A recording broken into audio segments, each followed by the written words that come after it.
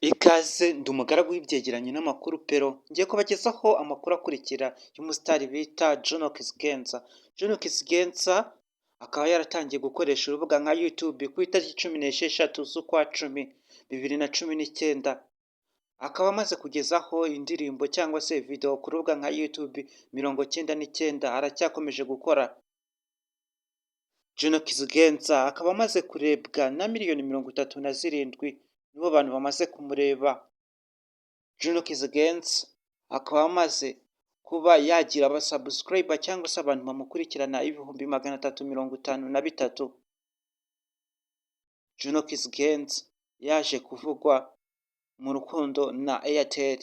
Airtel nawe ni umuhanzi mwiza cyane ubirimo neza, ariko ibyabahuje ni collabo, nta rundi rukundo rubyihishe inyuma. John Kizigenza akaba afite indirimbo zitandukanye zagiye zica ibintu nka Jaja, Birenze na Tonight n'izindi. Niba uri umukunzi we ndagusuhuje, ikaze, Imana niguhe umugisha utagabanyije. Mboneho no kwakira abantu mwese mugeze kuri uyu muyoboro. Niba warebye iyi video ntugende umeze nka cya kinyoni cyagiye kitavuze bita igishwi.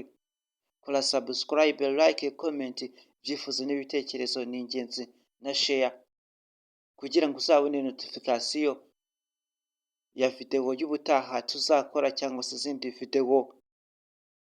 Ikindi ukeneye kumukurikirana ku mbuga nkoranyambaga akoresha stream TikTok, Twitter, Instagram na Facebook.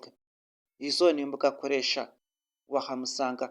Ikindi kuri uyu muyoboro twamamariza ubuntu, twigisha icyongereza biri free ku buntu. Dutanga ibintu byinshi, dukora ibintu byinshi bitandukanye.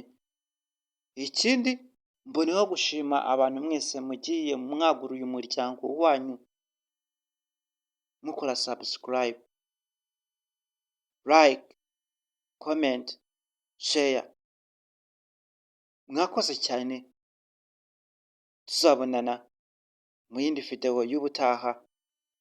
Abantu mwese mwashatse kwamamaza mwandike muri comment, ndaza kubamamariza kuri video ikurikiraho.